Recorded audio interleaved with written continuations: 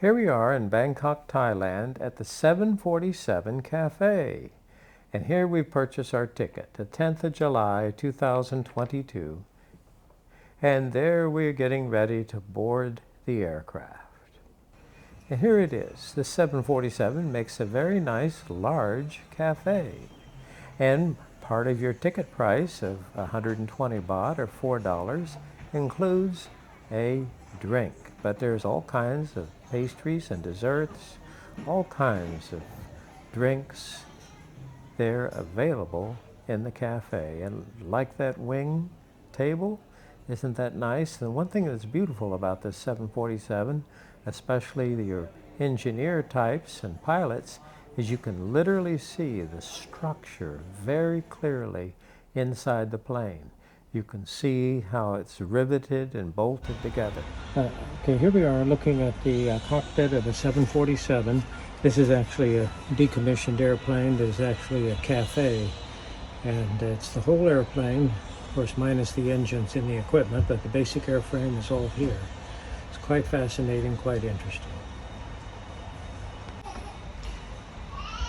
Now, 747 has been around for a long time, and this, I guess, would be I'm going to call it an 80s layout instrument panel. But there we see the actual standby compass up here at the top. This is actually purely a mechanical compass. And then we see the standby instruments, the artificial horizon, the altitude, and the airspeed. Those are standby instruments. They have absolutely no connection to the electricity of the airplane. So you'll always have those in case of a catastrophic failure. And then, of course, for the pilot and co-pilot, they have the flight director and two heads-up displays, or I shouldn't say head-up displays, but liquid crystal displays, which I guess if we're looking at it on the right, we call that the flight director, and there on the left is going to be their navigation. And we see, of course, their flight computers and displays, throttles, the reversers, the landing gear control and the flap control, their radio systems, and we see a huge bank of circuit breakers. Normally the engine controls for start and fire control, etc., up here at the top, and here these are banks of circuit breakers. Okay, here we are in the cockpit of a 747. Now obviously this one has been decommissioned, it's here on the ground. Many of these instruments are just here for decoration with decals, but here we see what we call the stick and the wheel. Obviously this is strictly fly-by-wire, there's no cables or anything, all hydraulics. This is really a 747. It is a tourist attraction here in Thailand.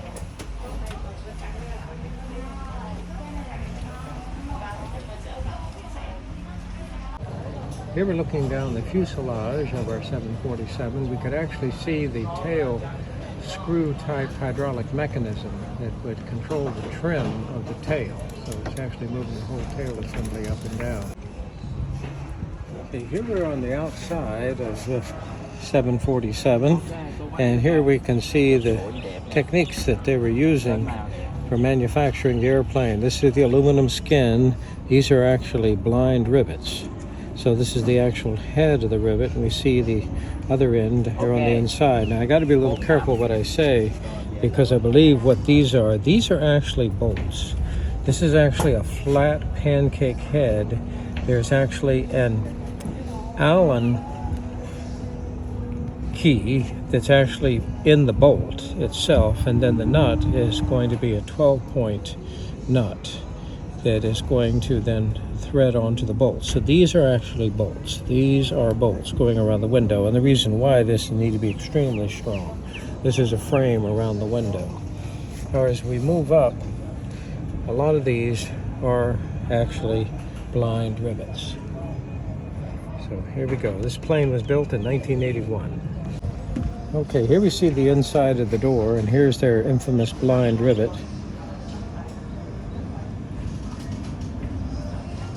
And one of our window sections. Kind of interesting actually seeing the internal of the door. Here we can see the actual locking mechanism.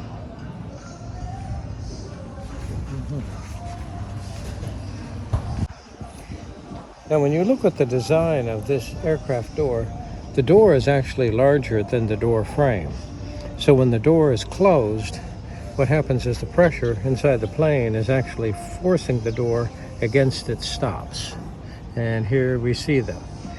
To actually open the door, I have to pull it to the inside of the airplane and then open it at an angle.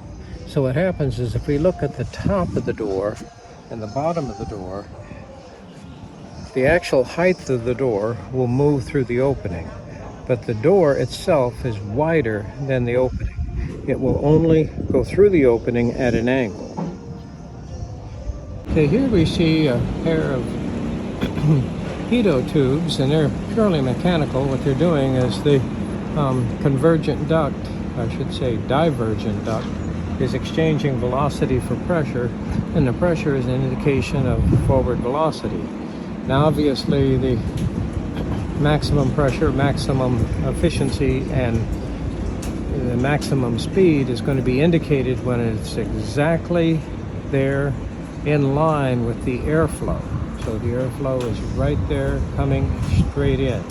So if the airplane were an angle, well, obviously I'd get a slightly different reading because obviously the air is not hitting it directly on, but at an angle. But anyway, that's what that is. A pitot tube exchanging velocity for pressure, the pressure indication of velocity.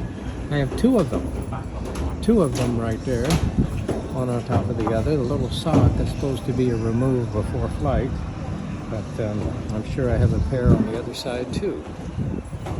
Okay, here we're looking at the wheel truck, and I guess if we were facing the front of the airplane, this would be the far right-hand wheel truck. And it has four wheels. It has disc brakes on each wheel. It has a air over hydraulic strut. And what do I mean by that? They call it an oleo strut. They're for aircraft. So I have a charged nitrogen section and an oil section.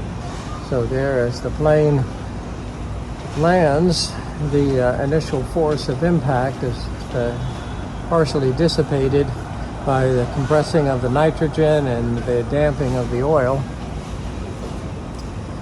And we also have another type of shock there in the back. So you notice that when a 747 lands, it lands with the rear wheels of the truck much lower than the front wheels. So that initial touch is partially absorbed by the, I'm going to call it air over hydraulic spring there in the back. And here we see the tow. That's obviously a place that I could tow the vehicle, or I should say tow the airplane. And as we're looking there, we see that this is quite an elaborate set of landing gear. You see the mechanism that's going to retract it there into the belly of the aircraft. The doors are obviously closed. And as we look towards the center of the aircraft, we see the two center trucks. And they're very similar in design. And here, instead of going up into the belly of the plane sideways, these swing there towards the front. So here, as I open the doors, we have the hydraulic cylinders and the mechanism to go ahead and retract this into the aircraft. And again, it has that same oil over air shock and spring combination to help absorb some of the impact as the airplane lands. And apparently on aircraft, the most strenuous thing on an airframe is landing. A hard landing can horribly damage an airplane, even more so than extreme turbulence in the air. Takeoff's pretty easy, but landing, excessive hard landings are very hard on aircraft structure.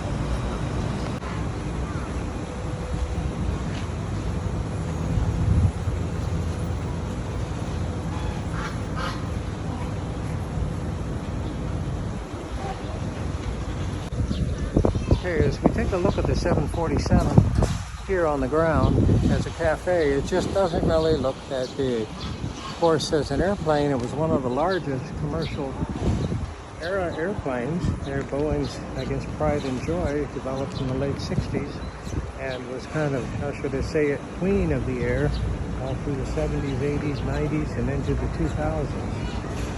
Only the Airbus 380 displaced it, and that didn't even last very long.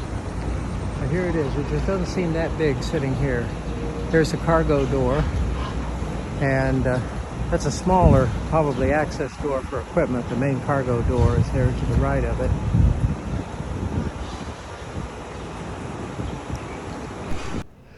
And here we're climbing the ladder into, and this is actually the maintenance section in the back of the aircraft.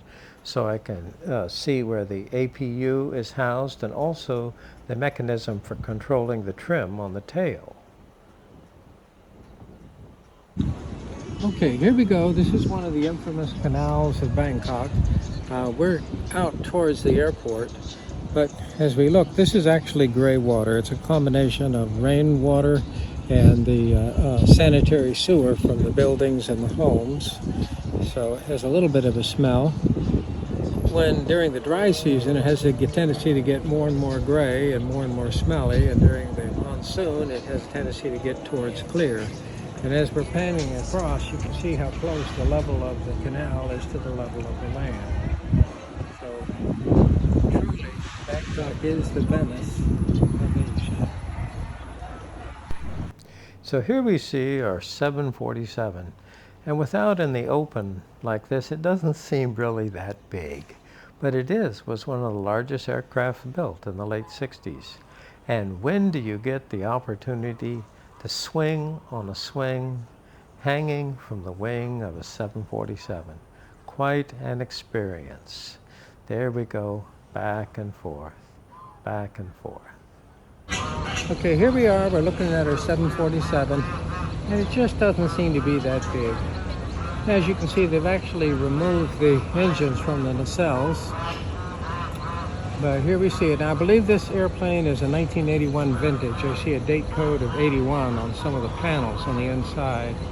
But here it is.